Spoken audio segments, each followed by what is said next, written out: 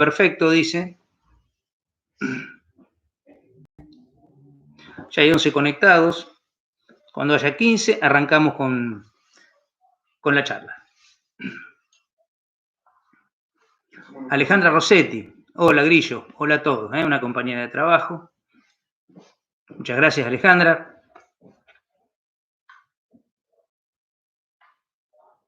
Lucía Ballesteros, una alumna mía, ¿no?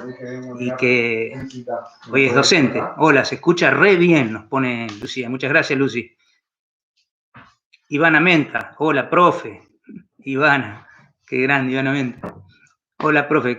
Lindo que lo recuerden a uno como profesor también, ¿no? Carolina López, ahora sí, perfecto. María Paula Pérez, hola a todos. Ya estaríamos para arrancar, Mariano. Tenemos 17 más los que se vayan incorporando. En principio quiero agradecer a Eli Covino, directora del Centro de Investigaciones Educativas, a todo su equipo de trabajo, a Jefatura Distrital de Tres Lomas, al profesor Cristian Morán, a los docentes de Tres Lomas que aceptaron esta propuesta del CIE. Yo he sido docente de nivel terciario, por eso muchos de los que veo acá en el chat los reconozco como alumnos, otros los reconozco como capacitador de equipos técnicos regionales de Región 16, que durante 10 años capacité docentes.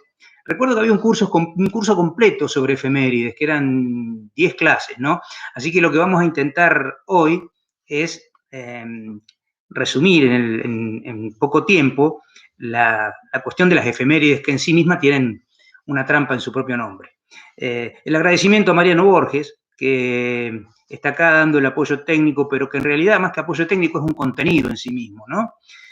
Hoy tan necesario, en épocas de pandemia, pensar una tarea y también una efeméride, ¿no? En términos de un docente que está en otro lugar, no está presente con el niño, con el alumno en el mismo espacio físico, pero sí lo está a través de los conceptos que pueda vertir, del cuadernillo que pueda hacer llegar o de la tarea que pueda dar en forma virtual. Pensar una educación constructivista donde en realidad el alumno está en situación de resolver muchas cosas solo. Ese es un gran desafío para la educación en todos los tiempos, ¿no? Quiero agradecer también a directivos y docentes. Casi todos los años soy invitado en 2 o 3 oportunidades por diferentes escuelas, tanto primarias como jardín, como secundarias, a participar de actos que tienen que ver con las efemérides. Recuerdo los últimos, el mismo Mariano Borges y su pareja pedagógica me invitaron a un acto. El ruso Ezequiel Ramírez me invitó a un acto junto con él, a darle algún contenido, a inventar. En realidad uno, cuando hace un acto sobre efemérides, no tiene una receta, ¿no? No es un componente de 2 huevos y batir, sino cada acto tiene su forma de ser encarado. Depende mucho del compromiso institucional, compromiso que tenga la escuela en su conjunto. Cuando digo escuela me refiero a los 3 niveles, para no andar aclarando, ¿no? Y también de los compañeros, que la efeméride tenga digamos, un tratamiento de múltiples disciplinas, nos podamos apropiar de ella y del contenido de esa efeméride en forma creativa a través de la mirada, de las múltiples miradas que pueden tener los docentes. Eso es básico para que una institución haga un acto, que supere la cuestión burda y se instale en la cuestión de la enseñanza. Un acto, no como un show, sino un acto como un nuevo momento de aprendizaje. Decía que la palabra efeméride tiene como una trampa en su mismo nombre, porque significa efímero, de un día. Significa que solamente en un día vamos a tener que trabajar el contenido complejo de nuestras efemérides. Tenemos 42 en este momento docentes que están siguiendo esta charla. A todos bienvenidos. Habíamos arrancado un poquito más tarde, les pedimos disculpas porque no pudimos hacerlo antes. ¿Cómo hacemos para pensar, si bien la efeméride que más nos está provocando en este momento es la del 25 de mayo, ¿no? Es decir, el primer acto de creación del Estado Nacional, no todavía un Estado-Nación consolidado, pero sí un primer paso, ¿no? Una primera junta de gobierno que da el primer paso para declarar una posible independencia, aunque no todos lo pensaban así, y afirmarse como una nación independiente ante el resto del mundo, al gran pueblo argentino salud. ¿Cómo hacemos para que las efemérides, pensadas como una forma de homogeneizar el discurso, es decir, de construir ciudadanos, ciudadanos argentinos, producto de la gran inmigración que se vivió entre 1870 y 1930, donde la cantidad de inmigrantes llegados a la Argentina fue de tal magnitud que preocupó a la clase dominante argentina y necesitaba marcar el territorio, decir, no, lo argentino es esto y lo otro es otra cosa. La famosa otredad, no, el otro puesto en otro lugar. Primero está lo que es argentino. Y la escuela, en un pacto con el Estado Nacional, la cuestión pedagógica, jugó un papel esencial para argentinizar a los nuevos inmigrantes. ¿Cómo se pasa de ese mensaje homogéneo a un mensaje que tiene que ser el del bicentenario? El centenario, en 1910, se festejó precisamente casi como un triunfo del mensaje homogéneo, aunque con algunas explosiones que hubo ahí durante 1910. Huelgas anarquistas, el radicalismo queriendo elecciones, atentados, estado de sitio, una ley de residencia que se sancionó para que aquellos inmigrantes que no eran deseables pudieran ser deportados del puerto para allá, ¿no? Sacados del país. ¿Cómo hacer para pasar de ese discurso homogéneo que necesita la clase dominante para argentinizar a los recién llegados a un discurso que nos sirva en el bicentenario, en los bicentenarios que aún seguimos festejando? Donde precisamente no es lo homogéneo lo que debe caracterizar el mensaje pedagógico de la escuela, sino lo heterogéneo, los distintos perfiles, las distintas miradas, las distintas subjetividades de los chicos y de los docentes, de los padres, las distintas formas de mirar el mundo y que cada uno tenga su lugar.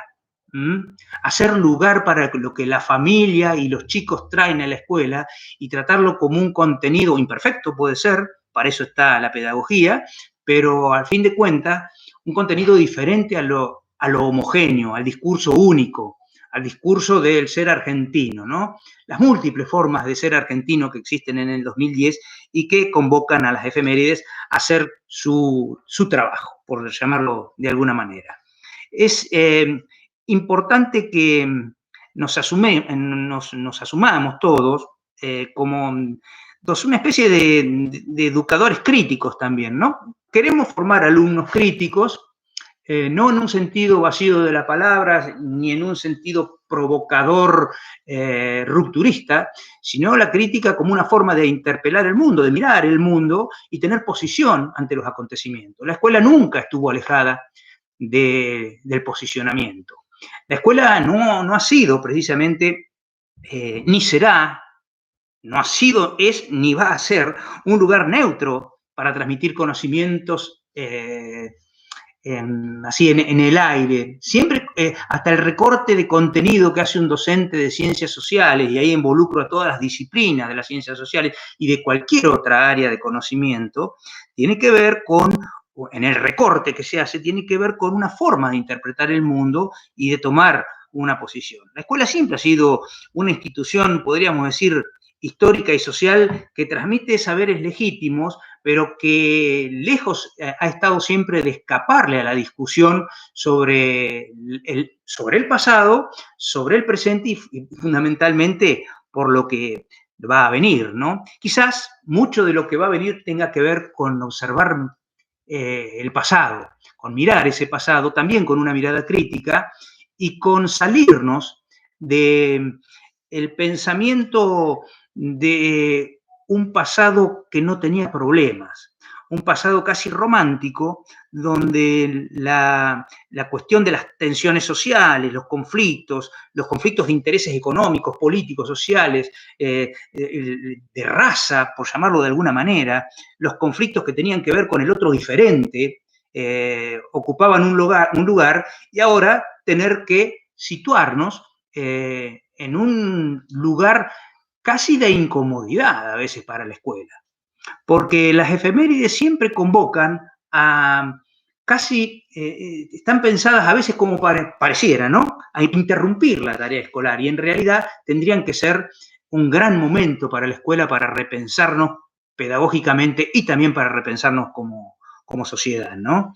La escuela y el Estado, la escuela como parte del Estado, ha siempre configurado históricamente un proyecto nacionalista, con un tufillo civilizatorio, donde todo lo que no era bendecido por la historia oficial pasaba a ser barbárico, ¿no? La famosa dicotomía entre civilización y barbarie que Sarmiento también manifiesta en su libro Facundo. Una pedagogía de las efemérides que no presentaba conflictos, que no presentaba sujetos sociales con diferentes ideologías y pensamientos y sufrimientos y pasiones. Y también un proceso de blanqueamiento dentro de las efemérides. Quien mira, y esto invito a cualquier docente, y de hecho muchas veces lo hacía en mis clases, mostraba una imagen de Mariano Moreno mestizo y después la imagen del blanqueamiento. Ustedes saben que Mariano Moreno fue el ideólogo, por llamarlo de alguna manera, de la Revolución de Mayo, el redactor del plan de operaciones, que generó toda una planificación de hacia dónde tenía que ir la revolución y que no fue romántica, sino que fue, como toda revolución, a sangre y fuego, ideología, sangre y fuego, ideología, sangre, fuego, pueblo, sin que falte nada de todo esto para que una revolución sea posible. Bueno, cuando uno mira la imagen del moreno mestizo, verdadera, contrasta notablemente con la imagen que la historia oficial hizo conocer de Mariano Moreno, un Mariano Moreno blanqueado. El proceso de blanqueamiento es esto, hacer aparecer como europeo algo que tenía una raíz netamente local y mestiza. Bueno, todo esto que yo estoy planteando, lo hago sin un orden, y me voy a permitir irme por las ramas porque en realidad no estoy aquí como capacitador, sino invitado por Eli y por Jefatura Distrital a compartir algunos pensamientos respecto a esto. Desde fines de los años 80 de la década pasada, del siglo pasado, comenzaron a haber una serie de tensiones en la escuela, porque se empezó a observar que ese entusiasmo que parece caracterizar las efemérides en el trabajo en los jardines de infantes, en el nivel inicial, y en la escuela primaria, primeros años, después sufre como una especie de burocratización, una especie de sinsentido, ¿no? Y quizá le sea la escuela secundaria quien más sufre este vacío, este sinsentido, ¿no? Creo que tiene que ver, habiendo sido capacitador de inicial y de primaria, creo que tiene que ver con que inicial y primaria pueden trabajar a pleno una gran cantidad de lo que se llaman componentes lúdicos de juegos, donde los sentimientos están a flor de piel, y eso ayuda, incluso integra a la familia dentro de la institución, cosa que es muy difícil de lograr en la escuela secundaria. De hecho, yo recuerdo los últimos actos que he estado en escuelas secundarias, no hay padres, ¿no? Y uno va a un acto de nivel inicial y hay padres presentes o han sido convocados para alguna tarea que tiene que ver con la enseñanza en el modelo de pensar la efeméride, ¿no? El modelo de Estado hoy continúa en crisis, y hay otras demandas de nuestra sociedad. Pareciera que lo nacional que antes garantizaba la efeméride a través de la mirada firme de cantar el himno, de la entrada de la bandera de ceremonias, esa nacionalidad hoy, ese fervor que se sentía en los comienzos, hoy no, hoy parece que está solamente garantizada en un estadio de fútbol, ¿no? Cuando uno ve cómo se canta el himno en los estadios de fútbol, realmente se da cuenta que ahí hay una vivencia nacional, de una porción de la nacionalidad, que no niego que el fútbol también representa, hay un sentimiento muy fuerte, pero no hay ahí un contenido de ciencias sociales a ser trabajado, como no sea la observación sociológica de ese acto, ¿no?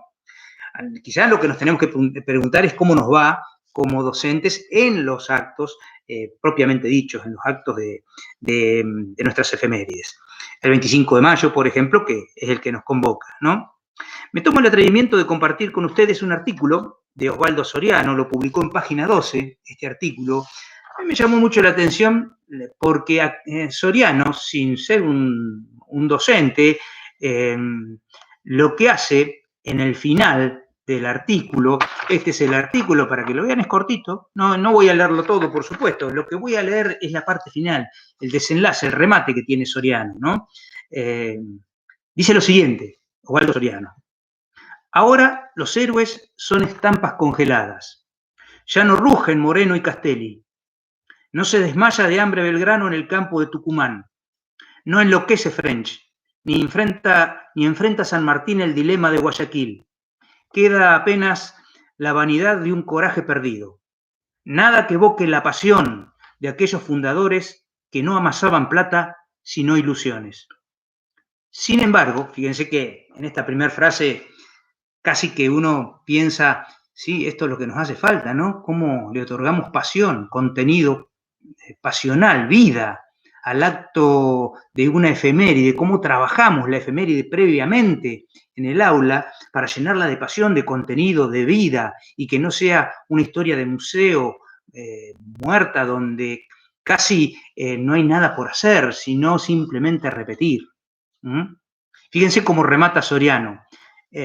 Si bien pega fuerte al principio, después levanta su propio martillo intelectual y lo que dice es esperanzador. Dice Soriano: sin embargo, por ridículo que parezca, todo está por hacerse. En la recóndita parte nuestra se enhebran los hilos invisibles de un sueño inconcluso. Otra libertad que no necesite de famosos cantando por televisión. Una igualdad de oportunidades en la que no haya miseria ni ignorancia. Una independencia que no signifique aislamiento ni odio. Una utópica nación de hombres honestos que haya pagado sus deudas con el pasado. O sea que nos está invitando Soriano desde su columna en Página 12 a que algo podemos hacer. Pero creo que es un imperativo para los docentes, para todos los niveles, conocer cómo se construyó esta idea de una Argentina donde la historia oficial tenía su propia didáctica. Esa didáctica, en forma simple, puede llamarse la didáctica de los próceres o la didáctica de la gran nación. Y no está surgida en la Argentina. Argentina es receptora de esta didáctica. La recordamos, didáctica de los próceres o de la gran nación, que abarca los años de la construcción del Estado-Nación y de la consolidación del Estado-Nación. Los años que yo decía sirvieron para argentinizar a los 6.500.000 inmigrantes que llegaron a Argentina. 4,5 millones de italianos, 2,5 millones de españoles y otros de otras nacionalidades, muchos de los cuales se volvieron a sus países de orígenes porque la Argentina no presentaba todas las oportunidades con las cuales había invitado a llegar a nuestro propio territorio.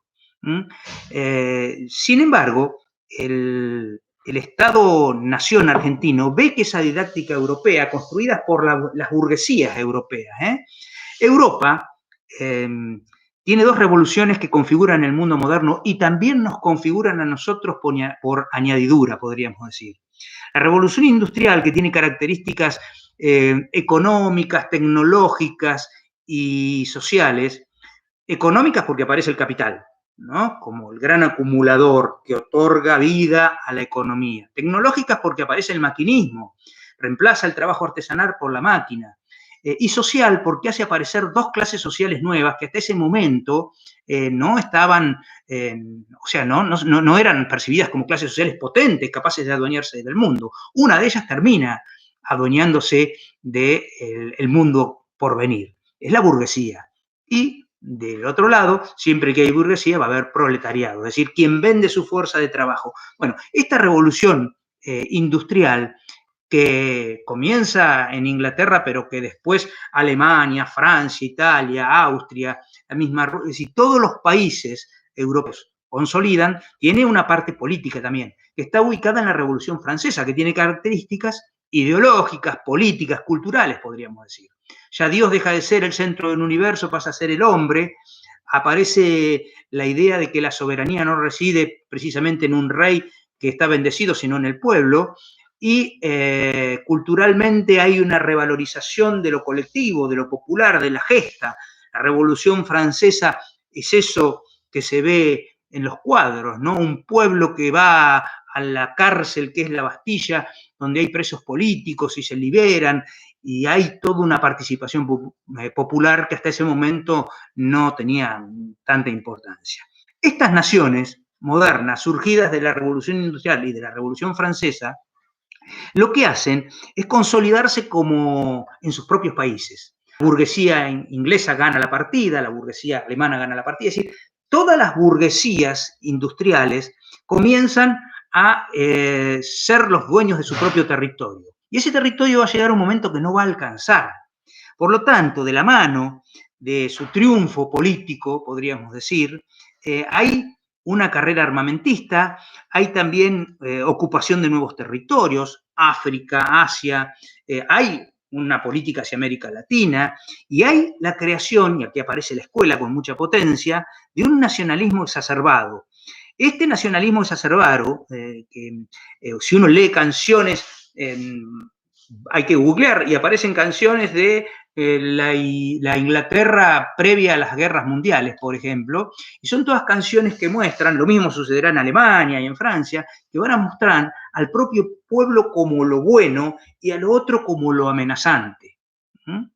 Y ahí se va perfilando una pedagogía de la historia, de la geografía, de lo que sería la ciencia política o la instrucción cívica o educación democrática, como quiera llamarse, que lo que tiene es una consolidación del discurso propio, del discurso nacional.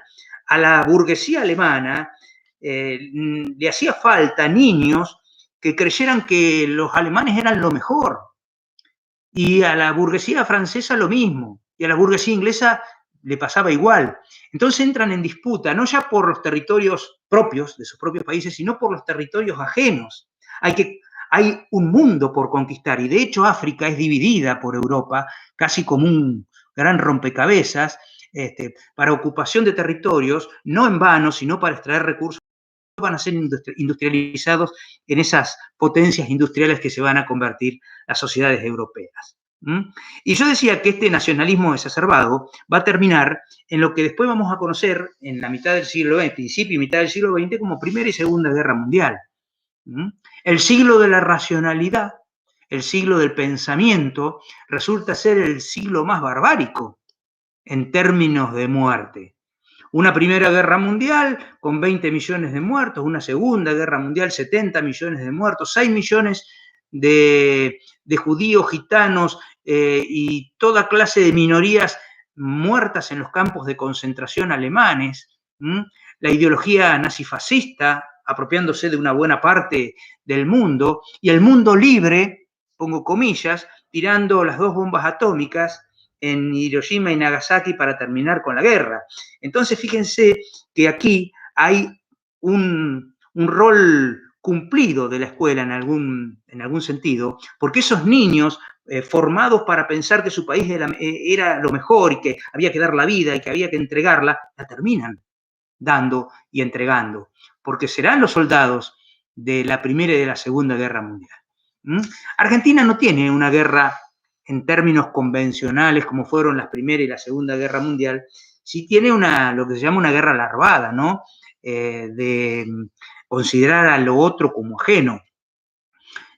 Alberdi decía que los indios eran muy difíciles de civilizar y por lo tanto que la civilización no era una cosa que venía de raíz, sino que venía de gajo. Es como la uva, decía, como la vid, decía Juan Bautista Alberdi en su libro Bases y Puntos de Partida.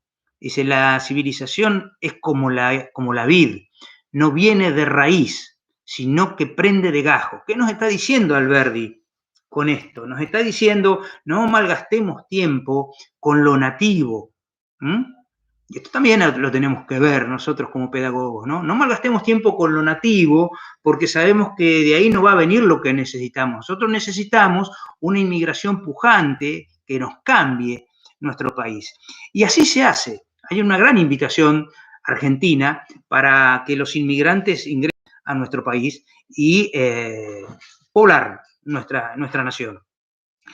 Hay un desliz de nuestra clase dirigente que soñó con inmigrantes cultos, inmigrantes industrializados, inmigrantes autónomos, alfabetos, y sin embargo no llegaron los inmigrantes de Inglaterra, del norte de Alemania, del norte de Italia, sino todo lo contrario.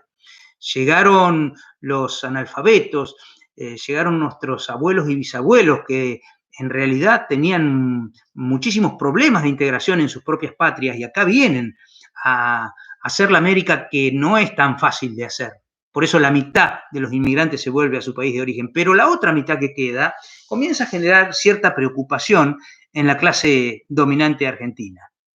¿Hasta qué punto estos inmigrantes nuevos van a poner en jaque a nuestra cultura argentina, nuestra forma de ser, el ser nacional argentino, como si hubiera solamente un ser nacional argentino, ¿no? ¿Hasta qué punto no es necesario actuar para generar una pedagogía que argentinice, que genere sentimientos de pertenencia? Y acá hace falta entonces que la escuela juegue un rol fundamental. Y dentro de la escuela, la pedagogía de la historia y las otras disciplinas que la acompañan, tiene que generar un fuerte sentimiento de pertenencia y de orgullo por haber llegado a este país con héroes sacrosantos, héroes sin contradicciones, que ya no rugen, como decía Soriano, que no tienen pasiones, que están para hacer el bien, porque son buenos, una división artificial, simplificada de nuestra realidad. Este discurso, si bien después hubo otras pedagogías, no solamente la de los próceres y de la gran nación, apareció la pedagogía de la renovación, que tiene que ver con plantear nuevos héroes, ¿no? La dicotomía Rosas-Sarmiento es eso, se llamó pedagogía revisionista. Apareció luego una pedagogía con la cual me identifico por haber hecho mi secundario con ella, ¿no? Que es la cientificista. Es decir, ante dos pedagogías anteriores que habían fracasado en términos, digamos, en términos exagerados de parte de quien está hablando, una que tenía que ver con formar argentinos y otra que tenía que ver con una posición ideológica, la antítesis de la primera, que incluso disputaba héroes, que había héroes en conflicto. La cientificista es positivismo puro, es decir, nos salimos de la subjetividad para mirar la historia y nos posicionamos en un lugar que tiene que ver con los datos y la ciencia. Es decir, una pedagogía que nos mostraba cuántas toneladas de carbón y de hierro o de acero fabricaba Inglaterra y Alemania, y muy poco sabíamos de nuestro propio país, que nos hacía hincapié en el estudio de las capitales, de los ríos, memorística, por llamarla de alguna manera. Bueno, y después hay una invitación, desde 1980 por lo menos, a generar una pedagogía nueva que creo que está en pugna todavía hoy, porque subsisten todas estas otras pedagogías. No es que las pedagogías las escuelas pedagógicas e historiográficas se acaban, sino que se superponen como capas de un libro, como tortas de hojaldre, y cuando uno corta encuentra elementos que pertenecen a pedagogías viejas, pero que sin embargo están todavía entre nosotros. Basta presenciar cualquier acto de una escuela para darse cuenta que un segmento, una porción, un recorte de ese acto tiene que ver más con la pedagogía de los héroes y de la gran nación y no con una pedagogía moderna. Una pedagogía que tiene que ver con resaltar el conflicto, con permitir la mirada diversa. Y al mismo tiempo, en el mismo acto, por otra actividad de otro docente o por el discurso de la directora, por el discurso de la señorita, al docente que le tocó hacer el discurso, uno ve que hay elementos muy interesantes que no tienen que ver con la pedagogía vieja. Esto lo digo porque también nosotros como docentes nos tenemos que considerar, tenemos que darnos la posibilidad de no autoflagelarnos y de construirnos nuevamente. Tenemos contenidos previos, pero también seguimos necesitando andamios y nuevas cosas que como docentes nos siguen configurando. Si eso lo pensamos en la construcción de un saber para los chicos, ¿por qué no pensarlo también en la construcción de un saber para nosotros mismos?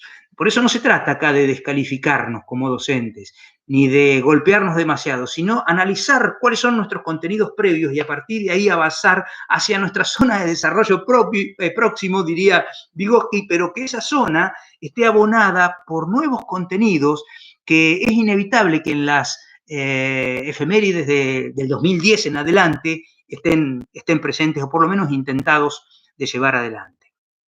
En la vieja pedagogía también, para completar, existía lo que se llamaba el discurso de la gran nación. Eso tiene mucho que ver con el presente también, ¿no? ¿Qué era esto de la gran nación? Tenía que ver con lo que después es la disciplina de la geografía, ¿no? ¿Qué se mostraba en esa gran nación a la que habían llegado los inmigrantes? Y se mostraban grandes extensiones, paisajes, riquezas, sin contradicciones, por supuesto, pero no había ahí una investigación ni una explicación de cómo se repartía esa riqueza, ni por qué había algunas regiones postergadas y otras no, por qué el noroeste argentino en un momento fue el eje de la riqueza y de la política argentina, y de hecho Bolivia nos acompaña en la firma de nuestra independencia, y hay otras regiones que comienzan a potenciarse en un momento determinado de nuestra historia y otras comienzan a dejarse de lado. Bueno, esta pedagogía de la gran nación no mostraba esta interpretación de los paisajes diferentes, de las cuestiones que todavía no están resueltas. El inmigrante había llegado al país de las mieses, con que ese país de las mieses tenía recursos inacabables, tenía población homogénea, bien distribuida, no había un análisis de eso, y esto hoy lo sabemos, que no es así. Entonces repasamos: héroes sin flaquezas, próceres que no se equivocaban, deshumanizados, desapasionados, y también un territorio muy rico. Hoy lo seguimos sintiendo. La Argentina es inmensamente rica. No nos explicamos aún hoy por qué hay tanta desigualdad en nuestra territorialidad. Cuando tengas que intervenir, Mariano, me decís. Está Mariano acá al lado mío, yo estoy siguiendo. La pregunta que uno tiene que hacerse es si esta pedagogía de los próceres y de la gran nación cumplió con los objetivos. Y yo creo que sí la cumple de alguna manera, si bien con una visión simplista y demasiado unilateral,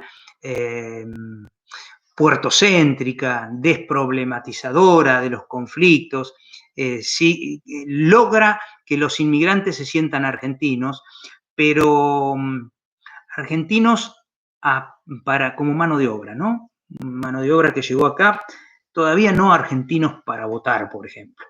Eso recién va a llegar con Hipólito Yrigoyen. Es para pensarlo, ¿no? Que una generación que se planteó gran cantidad de inmigración, y de hecho la obtuvo, y que entre 1870 y 1930 logró que vinieran 6.500.000 inmigrantes a la Argentina, es el país de América Latina, después de Estados Unidos, que más inmigrantes recibió, Estados Unidos recibió 30 millones, nosotros 6,5 millones, pero en proporción a la cantidad de habitantes había recibido mucho más la Argentina que los Estados Unidos. Por eso nuestra clase dirigente tenía una gran preocupación de qué hacer, cómo argentinizar a estos inmigrantes para que no nos cambien nuestra forma de ser, nuestra cultura. Una clase dominante, basada en un modelo agroexportador, elitista, para unos pocos, que lo que hacía era utilizar el poder del Estado, también el de la escuela, para garantizar una mirada única, homogénea, y una mirada donde el conflicto no tuviera lugar. Y donde el tiempo, la idea de tiempo, no fuera un tiempo vivido por los hombres para hacer cosas, sino un tiempo de pura espera.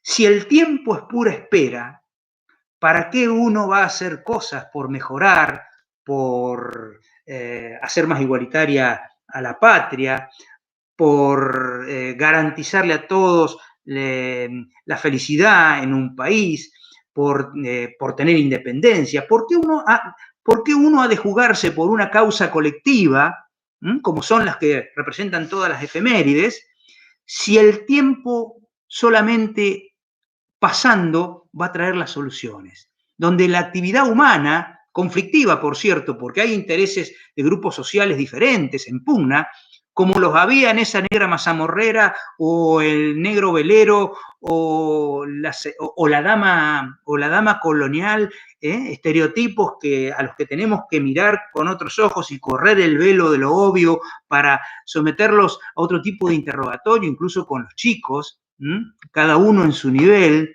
y mostrar que la situación de esclavitud era una situación conflictiva y que a veces el negro mazamorrero o velero lo que hacía era trabajar en días feriados donde su patrón no lo precisaba y ganar el dinero suficiente para comprar su propia libertad y a partir de ahí ser un hombre libre.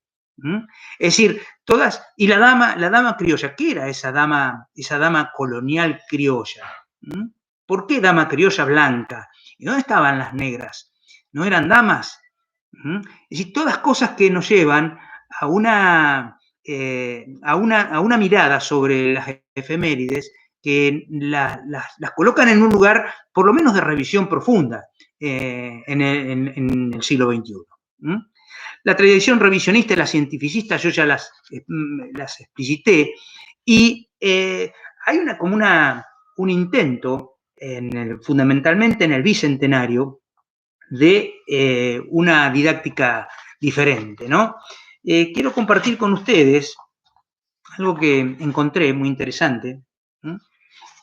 El diario La Prensa del 25 de mayo de 1887. Por primera vez, antes las efemérides eran festejadas en forma popular, es decir, habían ganado las plazas las efemérides.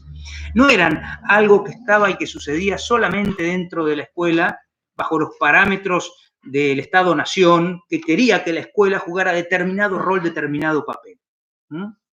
El diario La Prensa del 25 de mayo de 1887 refleja una actividad del 24 de mayo, o sea, un día antes.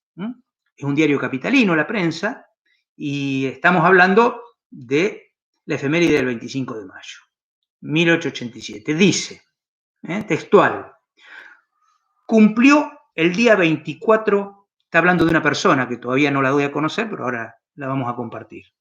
Esa persona cumplió el día 24 con ese deber cívico de patriotismo. Reunió a los niños de la escuela y les explicó el acontecimiento glorioso que la patria celebraba. Enseguida los condujo al patio, en donde había enarbolado una bandera nacional, ante la cual los niños declamaron versos patrióticos. Luego todos cantaron el himno nacional. La fiesta fue verdaderamente hermosa.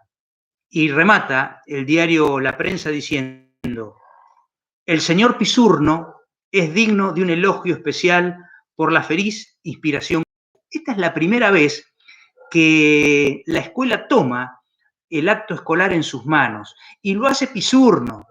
Todos conocemos o lo hemos sentido nombrar, el Palacio Pisurno, mal llamado Pisurno, en realidad se llama Palacio Sarmiento y está sobre calle Pisurno, pero Sarmiento se llama el Palacio y Pisurno la calle que lo une en la Plaza San Peña. Todos conocemos ese palacio donde está Nicolás Trota hoy, estuvieron los ministros de Educación anteriores, ahí los ministros nacionales de Educación.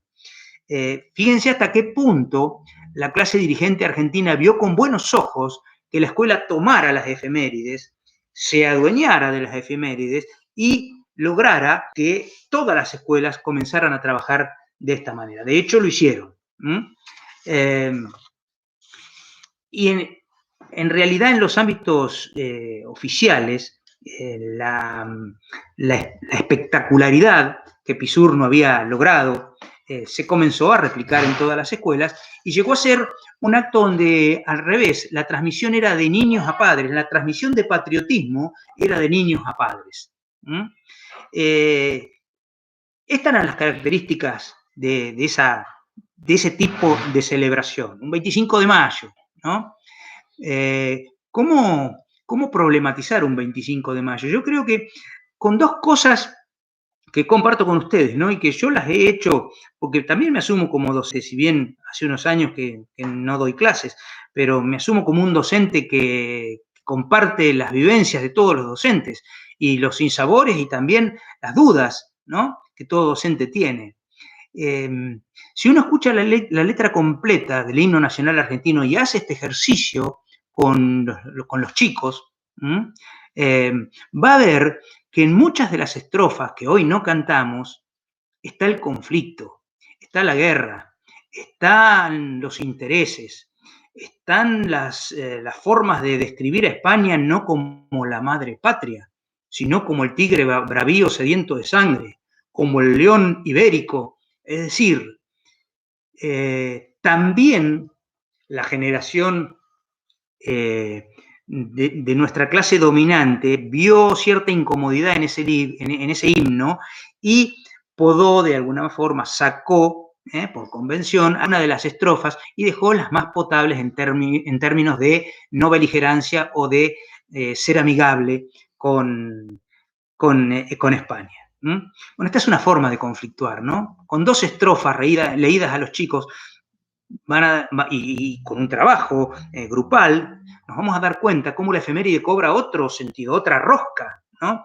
Ya deja de estar la visión romántica y simple para parecer un conflicto que, bueno, ¿y qué era lo que estaba en disputa entonces concretamente? Para que muchos criollos aceptaran una revolución que seguramente les provocó muchos sinsabores e inseguridades. Porque España era dueña, pensémoslo así, España fue quien gobernó nuestro territorio durante 300 años. Llegó en 1492, vamos a redondear 1500, y nosotros hicimos nuestra Revolución de Mayo 1810 y América, todo el resto de América en las diferentes capitales, Santiago de Chile, Quito, bueno, en las diferentes capitales, rondando 1809, 1810, 1811, hicieron sus propias revoluciones. Entonces, ¿cómo es posible que una clase dominante que ve con preocupación esta situación pudiera avalar que el conflicto estuviera presente? No, el conflicto tenía que ser sacado del aula y de la escuela. Y la efeméride no tenía que ser el lugar para mostrar el conflicto, pues ahora sucede lo contrario. En el 2010, se encuentra la Argentina y los otros centenarios que vinieron, encuentra a la Argentina en otra posición, donde hace falta explicar por qué hay conflictos en el presente. Y qué mejor que comenzar mirando el pasado. Otra forma de conflictuar ese pasado es ver a los seres que conformaron la primera Junta de Gobierno, esos 9 que conformaron la primera Junta de Gobierno, pero no por sus apellidos, ese esfuerzo, no quiero decir la palabra inútil, ese esfuerzo estéril de memorizar cómo estaba formada la Junta de Gobierno, por sus nombres, sino mirar qué era cada uno, a qué se dedicaba cada uno de esos miembros de la Junta de Gobierno. Si hacemos eso, ahí hay también una gran posibilidad de trabajar el conflicto.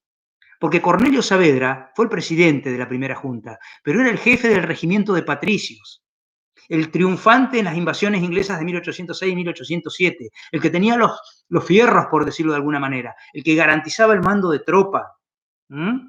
Entonces, Cornelio Saavedra, más allá de que era intelectualmente de menor calidad intelectual que Mariano Moreno, tenía otro atributo que era el mando de tropa. Y por eso es el presidente de la primera Junta de Gobierno. Y ahí van a aparecer los intelectuales también. Moreno, Castelli, Paso, ahí están los intelectuales también. Para Belgrano, quizá el tipo más sacrificado de toda la revolución, Manuel Belgrano. Y van a estar también los comerciantes, Larrea y Mateu, comerciantes españoles, pero que no veían con buenos ojos el monopolio español, porque lo que querían era, como todo capitalista, quería en buena ley hacer dinero, y a ellos les convenía que comenzaran a entrar los productos ingleses a la Argentina, porque ellos como intermediario iban a hacer una buena diferencia, y ellos querían comerciar con todos los productos posibles. ¿Qué hacían esos comerciantes españoles en la primera Junta de Gobierno? Las cosas no son tan simples, las cuestiones son complejas. Un delicado equilibrio, una delicada balanza caracterizó esa primera Junta de Gobierno. Quizá a veces ni como docente lo hemos pensado así. Y Alberti era la Iglesia. Ahí estaba Alberti como representante de la curia de la Iglesia. Entonces, incluso había un Ascuénaga, era un oficial español sin mando de tropa.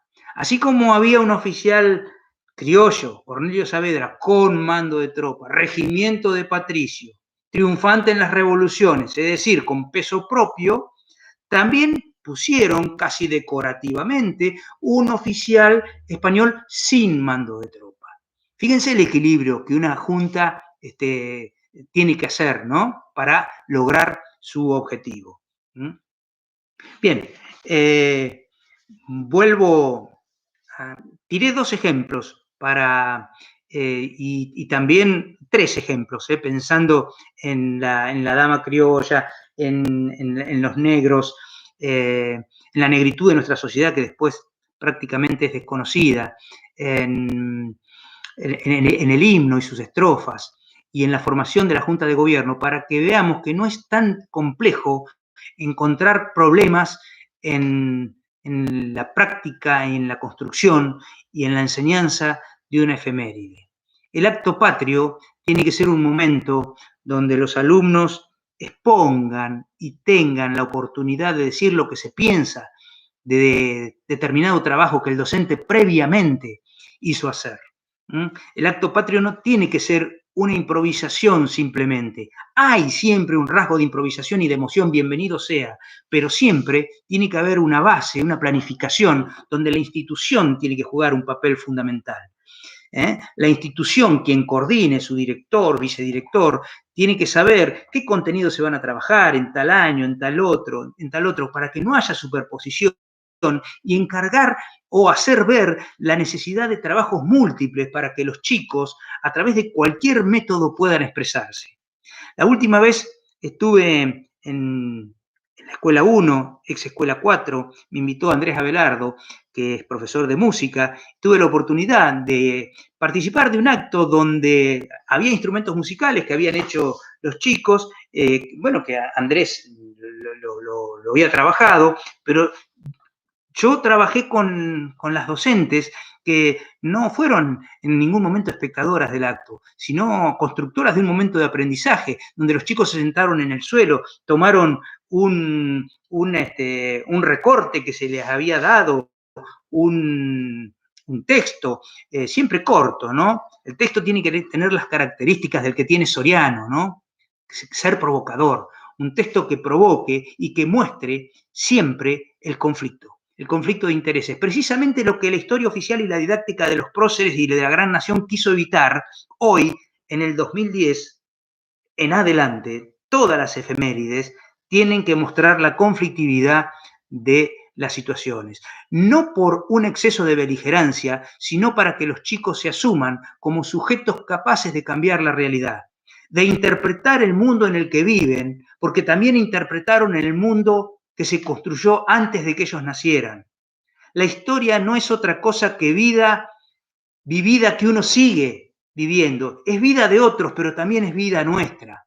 La historia no nos es ajena toda vez que somos agentes no responsables de ese pasado, pero sí lo tenemos que asumir como propio y nos convertimos en agentes responsables como docentes o como alumnos del presente y del futuro. La escuela tiene que ser, como instrumento estatal, un gran catalizador de las cuestiones nacionales. Los ciudadanos emergentes de la escuela primaria, formados en educación inicial, la escuela primaria, el secundario y también el terciario y la universidad, tienen que ser ciudadanos comprometidos con su propio pueblo, con el bienestar de su propio pueblo. Para eso hay que otorgarles desde la escuela no un discurso único y hegemónico, sino un discurso múltiple, la capacidad de ver y de interpretar de distintas maneras no solo el pasado, sino el presente. Donde antes la clase dominante vio una debilidad, que es estos inmigrantes ahora quieren votar encima que los incorporamos a la escuela, ahora quieren votar. Le dimos la ley 1420 en 1884, pero no, ahora no se conforman con eso. En vez de tener una mirada sesgada y ver en el otro a un enemigo, la tarea de ahora en adelante es precisamente ver en el otro a la propia patria. Si la patria es el otro, y yo también soy el otro para el que me está mirando, la patria somos todos y todos tenemos algo para decir. Y si todos tenemos algo para decir, es una construcción colectiva lo que se pone en juego cada vez que una efeméride aparece en el horizonte. Son, ¿cuánto llevamos, Marianito, más o menos? Estoy consultando con mi... tengo que mirar acá. Sí, sí. Tenemos 50 personas, muchas gracias a todos. Una hora casi. Bien, sí, excelente propuesta, un gusto escucharte, Grillo, un dato no menor. Hoy más que nunca las efemérides trascienden las puertas de las instituciones. Estoy leyendo, Miriam Benvenuto pone, hoy más que nunca las efemérides trascienden las paredes de las instituciones. Tamara Vitt, empezar a ver qué función cumplían esos personajes de la historia. Sandra Masué, súper claro, muchas gracias, Sandra. Gracias, el CIE, Cristian Morán. Eli, excelente propuesta, un gusto escuchar a Grillo. Continuar aprendiendo para construir propuestas significativas. El jefe distrital, Cristian Morán, muchas gracias. Erika Herrera, intérpretes, claro. Sí, la palabra interpretación, ¿no? La palabra interpretación tiene que ver con que en realidad hay hechos que pueden ser interpretados de diversas maneras. Hay algunos que dicen que no hay hechos, sino que hay interpretaciones. La capacidad del mundo moderno de construir verdades, que muchas veces son verdades solamente se imponen como verdades siendo que son nada más que la mirada de una porción de la sociedad. En realidad tenemos que formar alumnos futuros ciudadanos capaces de construir verdades en pugna, múltiples identidades, donde todos estén contemplados, nuestros pueblos originarios, nuestros orígenes, inmigrantes, porque los argentinos venimos de los barcos, se dice, ¿no? Haciendo alusión a aquellos inmigrantes que llegaban en las cubiertas de los barcos. Sin embargo, también venimos de los barcos, de las bodegas de los barcos, donde se trasladaban los esclavos, que se comercializaban fundamentalmente en Buenos Aires y en Córdoba. Y esa afrodescendencia, hoy prácticamente invisibilizada, como también fue invisibilizado el pueblo nativo, como también fue invisibilizado el gaucho y, por supuesto, los negros afrodescendientes. La tarea de la escuela es rescatarlos del olvido, mostrarlos como sujetos sociales capaces de apasionarse en un momento, de luchar por su libertad, de dar la vida por la patria, porque si bien es cierto que San Martín tuvo negros en su línea de batalla, también los contempló como hombres capaces de luchar por su propia libertad. Y ellos lo sintieron así. Nadie lucha por una patria que no siente. Si seguimos un orden, y vamos a ir cerrando, si seguimos un orden de nuestras efemérides, vamos a ver que tienen una potencia porque todos los meses se instalan en la escuela. Voy a las principales: 25 de mayo, 9 de julio, 20 de junio, 17 de agosto. Quizá muchas veces nos confundimos incluso los docentes con las fechas y con lo que queremos reivindicar. El 25 de mayo más o menos lo tenemos en claro porque es la primera junta de gobierno. En 1816, el 9 de julio, perdón, el 20 de junio, en realidad aparece la muerte de Belgrano. La muerte de Belgrano precisamente porque el hecho revolucionario de Belgrano, que es la creación de bandera, casi como una prohibición porque la tiene que esconder, desobedeciendo al poder central de Buenos Aires, se da en época donde no hay clases. Es en realidad un 27 de febrero de 1812. Y quizá eso es lo que hay que reivindicar, esa desobediencia, esa pasión de Belgrano por hacer luchar a sus hombres bajo una insignia patria que los identifique. Sin embargo, la muerte de Belgrano nos confunde un poco y nos aparece un Belgrano donde lo que terminamos por reivindicar es que murió en la pobreza y que con su mesa, el mármol de su mesa de luz, de tan pobre que era, se hizo su lápida, y que a su médico de cabecera, casi el único que lo acompañó para morir, le pagó con su reloj de bolsillo. En realidad, tenemos que llenar de ideales a nuestros héroes. Nuestros héroes no fueron nada más que ese Belgrano de la muerte y lo que significó, sino el Belgrano que acepta el desafío de la revolución sin ser militar, y va primero hacia Paraguay, después hacia el norte, y gana en Salta y Tucumán, y pierde en Vilcapugio y Ayohuma, y le entrega el ejército a San Martín. Otra actividad muy interesante para hacer, fundamentalmente para docentes de, digamos, de quinto, sexto y séptimo de escuela primaria y de toda la escuela secundaria. Mostrar la película donde trabaja Rodrigo de la Serna, que hace de San Martín, y una vez cruzado los Andes, no se encuentra, porque cruza por 5 lugares distintos, no se encuentra con su ejército. Tenía que llegar a un lugar todo su ejército, agruparse para tener una chance de pelear después de 21 días de cruce, en enero de 1817, contra los españoles, y una chance de triunfar. En realidad ese San Martín desespera. Ahí hay una imagen que es muy buena, interpretada por Rodrigo de la Serna. Se arrodilla, llora, patalea. Es un héroe que nuevamente, Soriano lo muestra ahí en su nota, pero también está en la película. Está lleno de pasión y de dura. Está asustado, está confiado y está asustado. Es un hombre lleno de pasión. Y si comparamos esa película, esto ya para secundario, con El Santo de la Espada de Rodolfo Torres Nilsson, y Alfredo Alcón como intérprete, vamos a ver que en El Santo de la Espada se impone la didáctica de los próceres y de la gran nación.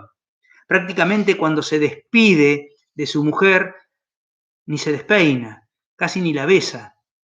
Es el héroe, el que no tiene pasiones. Sin embargo, de la Serna en la otra película nos muestra la nueva forma de entender lo que a un ser humano le pasa. Y si uno ve en la película de Belgrano que protagoniza Pablo Rago y Pablo Echarri, hace de San Martín, y se encuentran en la posta de Yatasto, momento doloroso, porque Belgrano tiene que entregar un ejército que viene derrotado, pero tuvo 2 triunfos, pero ahora viene derrotado, y se lo tiene que entregar a San Martín.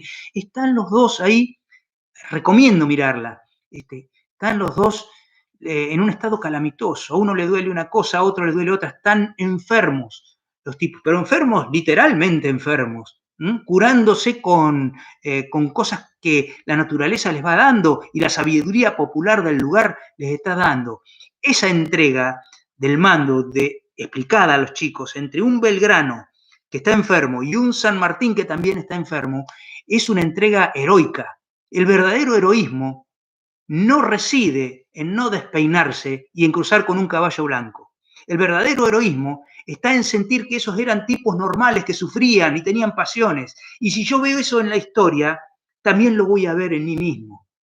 Entonces la invitación a ver el conflicto y a ver los actores sociales y a poder intervenir sobre el tiempo y no esperar el tiempo como una espera nada más, sino yo trabajar sobre el tiempo para que cambie la realidad.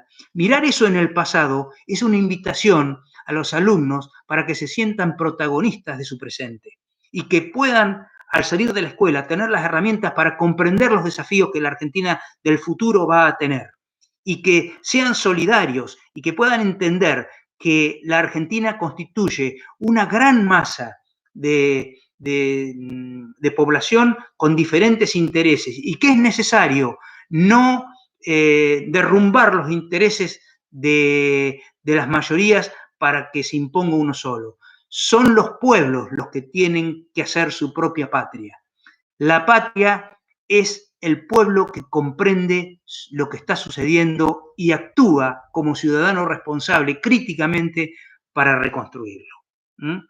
La nueva didáctica, con esto voy cerrando y daríamos lugar a quien quiera hacer alguna pregunta. Muchas gracias, tenemos 55 anotados. Paola Mulán, un placer volver a escucharlo, muy bueno. Me trata de usted, Paola. Paola, no estoy tan... Muchas gracias. Claudia Hernández, un placer escucharte, Grillo, como siempre. Vicky Ibáñez, muy de acuerdo. Clara Gali, junto a Güemes, otro olvidado. Sí, tiene razón, Clara, sí. Güemes, el gran caudillo del norte, es descubierto por San Martín, descubierto en un sentido figurado, pero San Martín entiende que lo que hizo Belgrano va a tener un límite, se llama empate hegemónico. Es decir, las fuerzas nacionales, las comandadas por Belgrano, ganaron 2 batallas y perdieron 2. ¿Qué es el empate hegemónico? Yo tengo la fuerza para impedir que vos pases, pero no tengo la fuerza para vencerte. Y del otro lado lo mismo, los españoles tenían la fuerza para impedir que nosotros pasáramos hacia el norte, pero no tenían la fuerza para derrotarnos. Ante ese empate hegemónico, San Martín le encarga a Güemes la defensa de la frontera norte y lo hace a través de la guerra de guerrillas. Palabra bastardeada y muy a propósito durante los años 70, pero la guerra de guerrillas, la de no enfrentar a un ejército en campo abierto, sino tocar, hacer daño y huir, la inventan los gauchos de Güemes. Y con eso es suficiente para detener el ejército que baja del norte. Mientras tanto, San Martín prepara su ejército libertador en el campamento del Plumerillo para cruzar los Andes. Esto es una estrategia de un líder militar como es San Martín. Pero San Martín y Belgrano, los dos padres de la patria, tienen una gran entrega. Quizás la entrega más sacrificada, a mi criterio, y puede haber otras interpretaciones, si no nos estaríamos contradiciendo, es la de Belgrano. Belgrano, sin ser militar, acepta serlo. Y lo hace de una manera magnífica, inventando su propia militarización y su propia forma de generar las batallas. Y San Martín lo reconoce. Bienvenido, Karina Maranzana, bucear el pasado, entender el presente y ser protagonistas del hoy. Marta Esther Corbalán, hola, hola, un placer volver a escucharte. Juan Bautista Alberdi, tan claro como siempre, Grillo. Gracias al CIE por la convocatoria, repensar las efemérides necesario en tiempo de pandemia y siempre, claro que sí, en estos tiempos donde lo colectivo es lo que se pone en juego y donde el individualismo o el sálvese quien pueda parece que no fuera el camino, y no lo es. La Argentina está demostrando, pese a los conflictos que esto genera, acá aparece también en el presente, en nuestro conflicto, ¿no? Bueno, gracias a todos los que están participando. Para sintetizar, quiero decir simplemente que me voy a valer de una ayuda de memoria si es que lo encuentro. Bueno.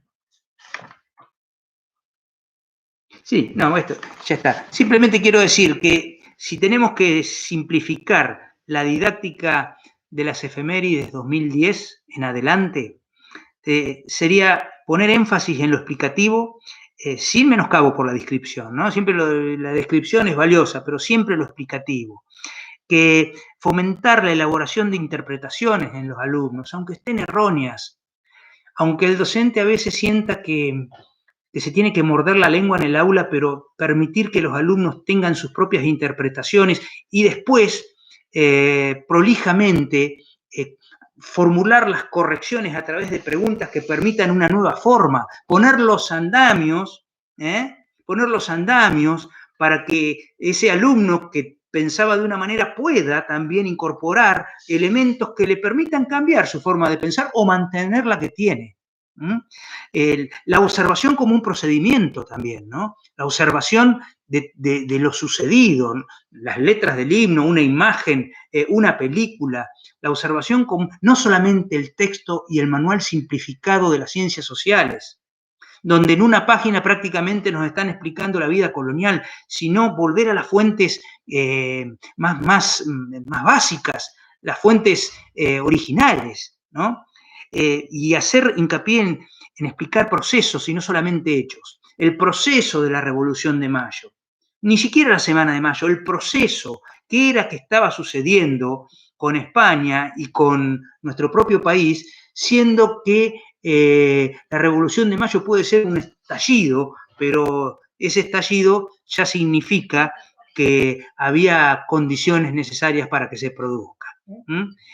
Poner énfasis en las múltiples disciplinas que pueden abordar las efemérides. No está solo el docente de ciencias sociales, lo acompaña cualquier otro docente que a través de la música, la literatura, hay un gran maridaje con la literatura. Para chicos de secundario, aconsejo que se lea en conjunto con la profesora de literatura Andrés Rivera, la novela de Andrés Rivera sobre la revolución es un sueño eterno.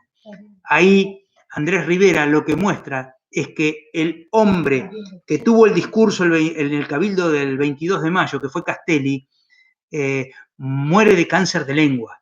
Nuestro orador del 22 de mayo muere de cáncer de lengua, como si eso que dijo en su discurso, que nosotros no tendríamos que depender más de España y que Argentina estaba madura, los criollos estaban maduros para darse su propio gobierno y que en el pueblo residía la soberanía, fuera una mala palabra. Andrés Rivera juega con este cáncer de lengua, no tuvo cáncer de lengua por ser el orador de la revolución, pero Andrés Rivera, a través de la literatura, nos ofrece una hermosa pieza para poder trabajar en conjunto con la profesora de literatura en este caso, ¿no? Y con geografía también, por supuesto. Sí, me preguntan el nombre del artículo. Por Osvaldo Soriano, dice Los fervores de mayo se llama. Página 12, artículo de página 12. No, perdón, se llama El día de la escarapela. Ese es el título del artículo. Es este artículo por el que me están preguntando. El título está puesto acá abajo, porque la fotocopia salió corta, no teníamos plata en ese momento, y ya habrá salido corta. La conservé porque me gustó muchísimo. El día de la escarapela, por Osvaldo Soriano, página 12, un texto realmente para tener en cuenta. Múltiples interpretaciones, diversidad de fuentes problemáticas. Yo no tengo más que agradecerle que me hayan escuchado. Yo dejo abierto a que alguien, si quiere preguntar, lo haga a través del chat. Mientras tanto, yo voy a leer otras participaciones. Tengo a Romina Elizabeth Velandi. Por favor, el texto. Emilia Tavares, tan claro como pasional. Vuelvo en cada relato a las clases de Eli cuando nos enseñan. Romina, otra vez, hola, ¿me podrías decir cuál es el artículo de Soriano? Sí, ya lo dijimos. El día de la escarapela. Bueno, cualquier pregunta que haya, nosotros la consideramos, tratamos de responderla o no responderla. Excelente aporte, dice Carolina López, muchas gracias. Espero que sea tomado así como un aporte.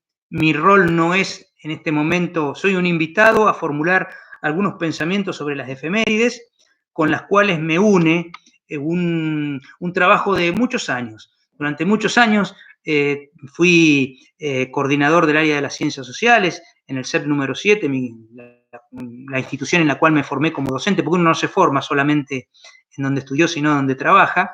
Fui jefe de ciencias sociales en la escuela técnica, di clases en todos los establecimientos educativos del distrito, formé docentes en el área de las ciencias sociales, tanto en inicial como en primaria. El nombre de la novela de Andrés Rivera, me pregunta, ya lo dijimos. Clara Gali me pone el mejor coordinador. Clarita, muchas gracias. Un beso, Clara. Instituto Saliqueló, muy interesante el conversatorio, un gran aporte para la formación de nuestros futuros formadores. Muchas gracias. Bueno, gracias al Instituto de Formación Docente de Saliqueló. Erika Herrera, Un sueño eterno. La revolución es un sueño eterno, que es la novela de Andrés Rivera, que yo recomendaba como parte del trabajo multidisciplinar, ¿no? También con el profesor de geografía se puede hacer un buen trabajo con sociología, con infinidad de cátedras, con todo lo que es medioambiental. Hay mucho por hacer también, porque la problemática tiene que ver con los problemas que nos están sucediendo en el presente, ¿no? Y no estaría mal, yo no vería nada mal que en un acto del 25 de mayo alguien se animara a tocar la problemática ambiental argentina como un desafío del siglo XXI. ¿Acaso eso no es una mirada que tiene que ver con un docente que busca la mirada crítica? ¿Acaso al mirar nuestros problemas ambientales no estamos superando lo que es juntar tapitas, que no digo que no haya que hacerlo, juntar tapitas plásticas, y en mi casa de hecho se hace, o plástico en una botella, para posicionarnos en otro lugar que tiene que ver con la deforestación, que tiene que ver con el uso indiscriminado de herbicidas y pesticidas, o que tiene que ver con la depredación de nuestros mares por parte de otros países. ¿Acaso no es bueno que esa problemática aparezca en una efeméride, aunque San Martín no haya dicho nada o Belgrano no haya dicho nada respecto al medio ambiente? Estas temáticas forman parte de lo que hay que hacer en las efemérides. Trabajar previamente, consensuar con la dirección y que el día del acto sea un día de aprendizaje para los que trabajaron y tienen que exponer o contar con cualquier apoyo, si es electrónico mucho mejor, si es virtual mucho mejor, porque eso los apasiona mucho a los chicos. Silvana Beneites, qué lindo volver a escucharte, Grillo, muy lindo tu aporte. Bueno, gracias, Silvana.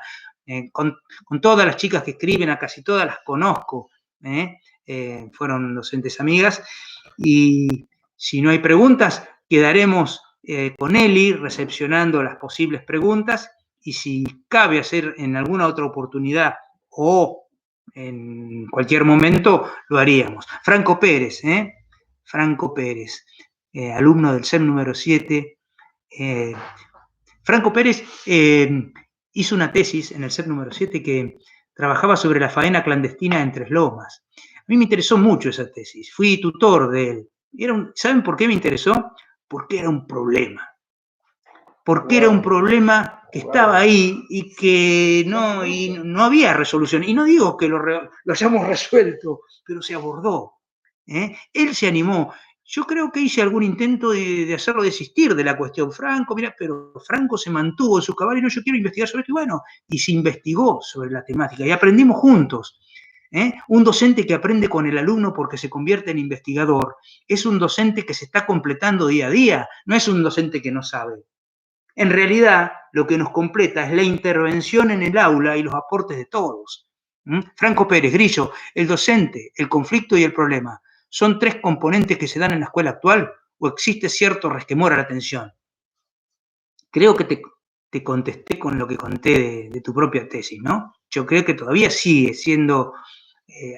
habiendo un resquemor a la atención, toda vez que la atención implica ser un conocedor de los problemas del presente.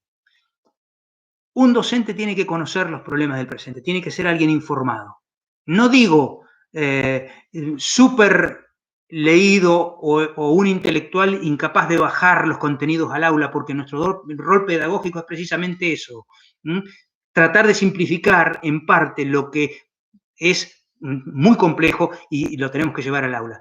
Pero, sin embargo, dicho esto, la atención tiene que ser aceptada por la escuela como un componente básico. Aceptar la atención significa que la historia es comprendida como una lucha política. Eso fue la historia. Y a veces la escuela y la palabra política parece que no tienen que estar juntas, que no deberían estar juntas, y sin embargo están unidas. Escuela y política, recorte pedagógico y político, perspectiva de análisis y política, es toda una sola cosa. La escuela y la historia son las decisiones políticas del pasado. Por lo tanto, las decisiones políticas del presente serán la historia del futuro. Ya nos leerán con la pandemia y sacarán sus interpretaciones y sus conclusiones los alumnos del futuro. Así que muy bueno tu aporte, Franco. Creo que hay un resquemor todavía. Analía Castrillón, está muy bueno humanizar a los grandes héroes, dejando de verle como héroes de bronce intocables. Perfecto, sí. No, nada. La pedagogía de las estatuas, de lo que se trata es de desmonumentalizar a los próceres, sacarlos del monumento. No digo sacarlos en un sentido literal, sino ver que ese prócer que está en el bronce en realidad fue grande porque superó sus miedos, que los tuvo, porque supo luchar contra sus miedos, porque le escapó a lo políticamente correcto, porque tomó partido, porque aceptó ser condenado y amado y odiado, porque cualquier posicionamiento en el pasado supuso lo mismo que en el presente. Alguien que te ama y alguien que no comprende lo que estás haciendo.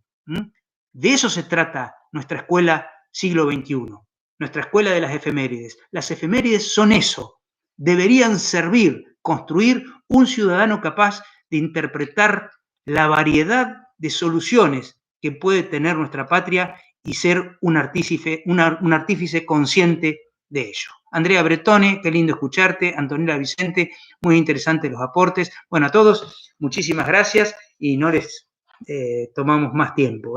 Muchas gracias al CIE nuevamente, a todo su equipo de trabajo. Eli Covino, muchísimas gracias por tenerme en cuenta. Mariano Borges, por el aporte y la tranquilidad para encarar la cuestión tecnológica.